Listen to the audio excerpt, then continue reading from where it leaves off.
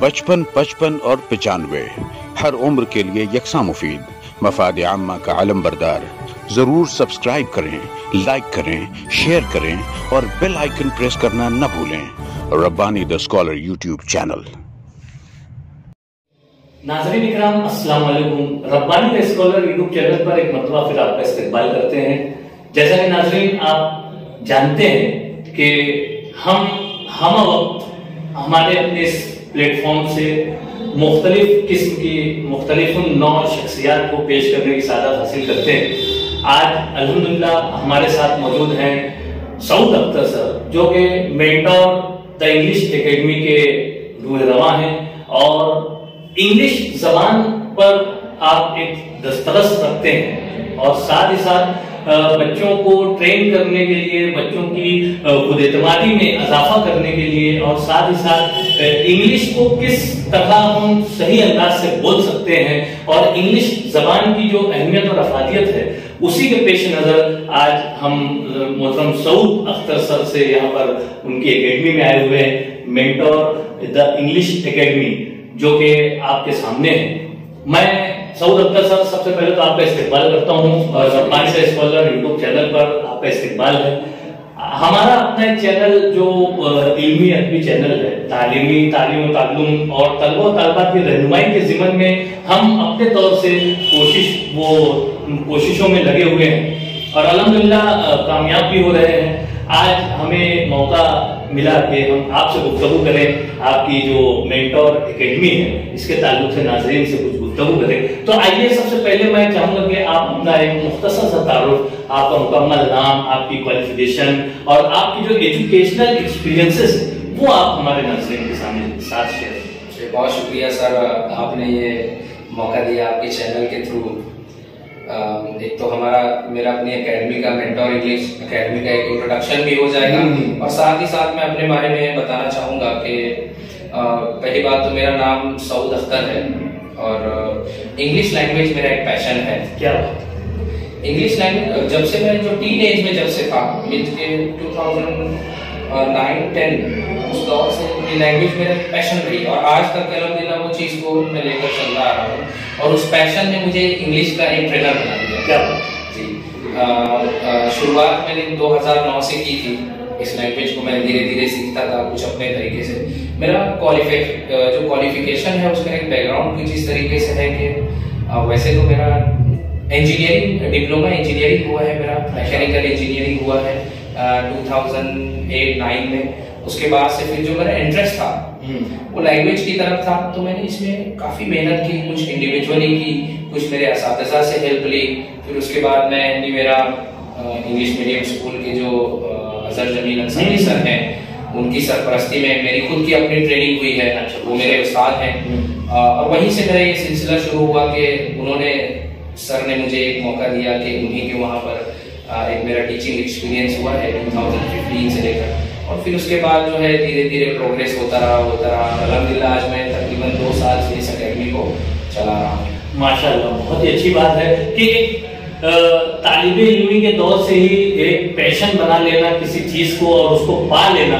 आज मेंटोर की शक्ल में जो है सऊद अख्तर सर ने अपने पैशन को वो बाकायदा हासिल कर चुके हैं और उसी को मजीद बढ़ा रहे हैं और आने वाले जो जनरेशन है, जो तलबा तालबात हैं, उनमें उन सारी चीजों को वो तलाश कर रहे हैं और यही वजह है कि आज मेंटोर के नाम से जो है वो अपनी एकेडमी चला रहे हैं। मैं बहुत मुबारकबाद पेश करता हूँ। सर, मैं जानना चाहूंगा कि आपका जो ये एकेडमी आगाज जो आपने किया है, जो एकेडमी बनाई है, इसका मेन मकसद क्या है?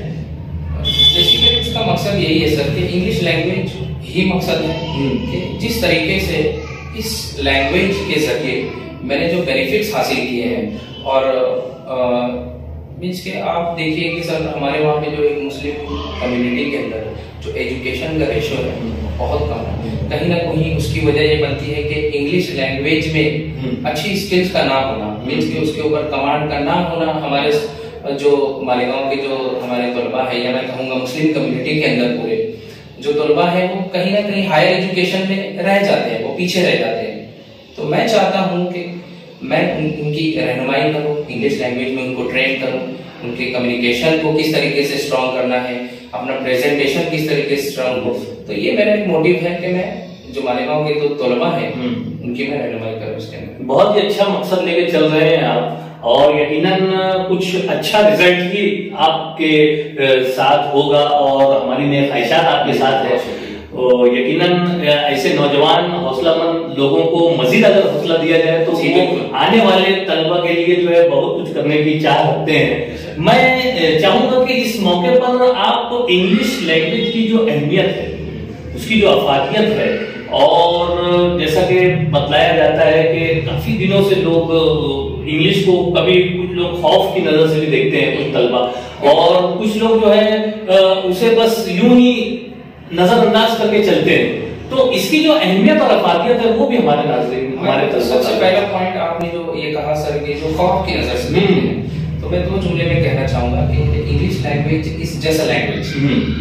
ये कोई क्राइटेरिया नहीं है किसी की एबिलिटी को जज करने का कि अगर आप नहीं बोल सकते हो इंग्लिश लैंग्वेज तो आप कहीं इंफीरियर हो या कमतरी का एहसास, बिल्कुल ऐसा नहीं है सर। लेकिन दूसरी तरफ आपने जो दूसरा पॉइंट इसका हाईलाइट किया था कि बहुत सारे तलबा जो है इसे मीन्स के अंडरस्टिमेट करते हैं, इसको अहमियत नहीं देते। तो मैं बताना चाहूंगा सर कि हायर एजुकेशन के लिए अगर आप जब तक के 10th स्टैंडर्ड में हो तो आप हो सकता है कि आपकी मादरी जबान में तालीम हासिल करें। 11th-12th के अंदर तो आपको स्ट्रीम चूज करना होती है, एक रेस्पेक्टिव फैकल्टी में जाना होता है।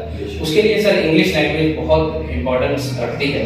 और उसके अलावा एजुकेशन से अलावा एक चीज और मैं आपको बताना चाहूंगा जिसमें मेरा पर्सनली एक इंटरेस्ट ये है कि जैसा कि जो हमारे Pandit Jawaharlal Nehru first prime minister of independent India, उन्होंने कहा था कि English language is window to the world.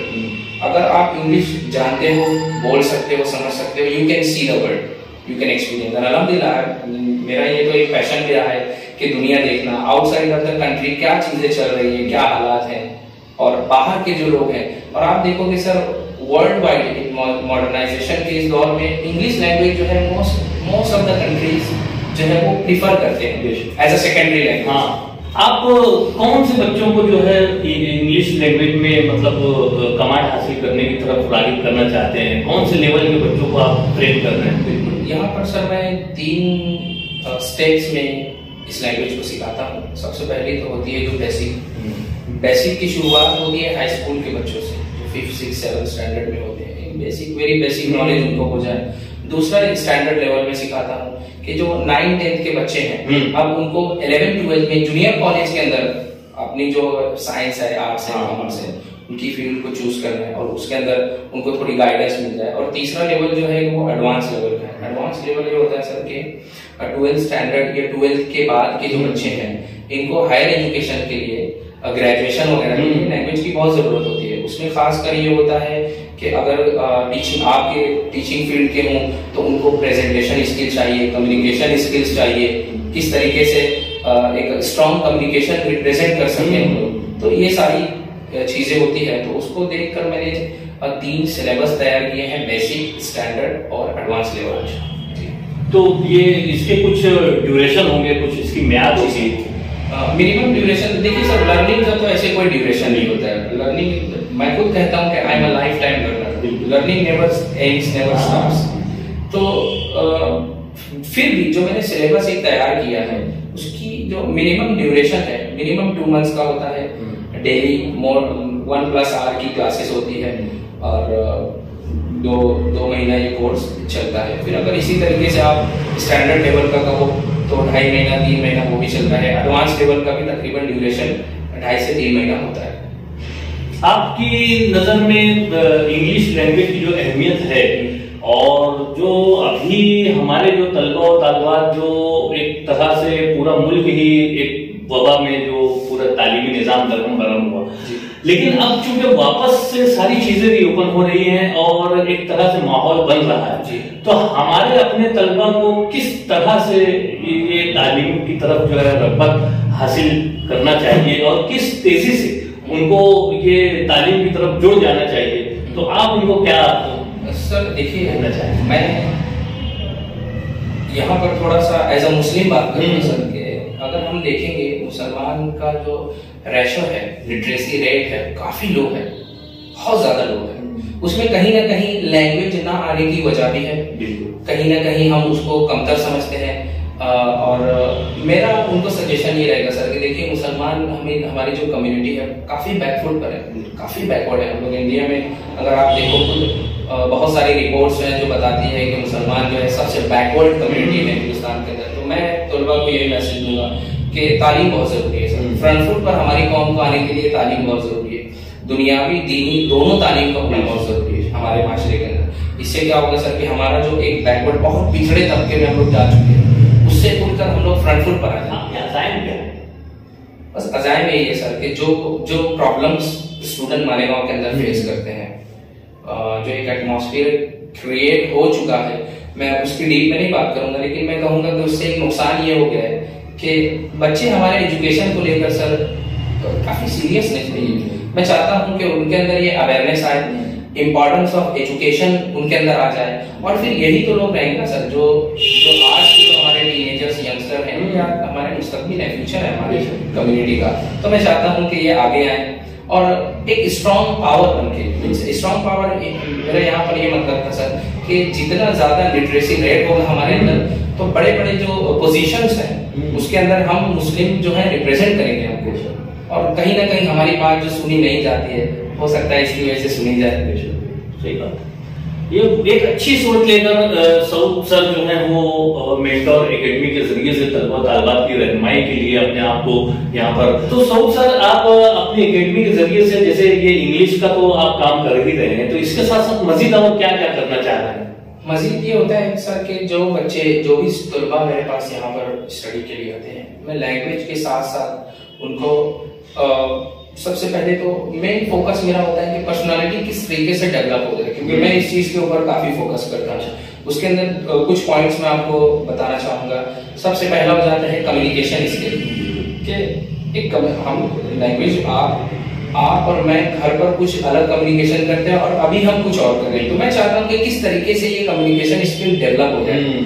और दूसरी चीज प्रेजेंटेशन स्किल हो जाए, स्टेज डेयरिंग हो जाए। इस तरीके से कुछ पॉइंट्स हैं जो मैं उनको इंग्लिश लैंग्वेज के साथ साथ ये भी सिखाता हूं। हाँ, मतलब तलबों में खुद एतमादी भी बढ़ जाए। जैसे अभी क्या होता है सर कि बहुत सारे क्वालिफाइड स्टूडेंट्स जो हैं हमारे वहाँ पर जो अनएम्प्लॉयड है, उसकी मेन रीजन ये भी हो जाती है कि कहीं ना कहीं उनका कम्युनिकेशन जब वो इंटरव्यू फेस करने जाते हैं तो फर्स्ट इंप्रेशन जो होता है कम्युनिकेशन जैसे ही वो शुरुआत करते हैं तो जो सेकंड पर्सन होता है वो बहुत काफी नेगेटिव होता है। तो मेरी कोशिश ये होती है कि उनके अंदर कुछ जो है कम्युनिकेशन को स्ट्रॉन्ग कैसे बनाना है, अपने इंट्रोडक्शन स्किल होती है किस तरीके से स्ट्रॉन्ग इंट्रोडक्शन सामने सेकंड पर्सन के सामने रखा जाए। और उसके अंदर एक ये होता है कि सर इंटरव्यू फेसिंग स्किल, कि जब आप इंटरव्यू किसी से को दे रहे हो अपना, तो किस तरीके से उसको फेस करना है और किस तरीके से उसको पॉजिटिव बनाना है ताकि आप आसानी से उसको क्रैक कर सको।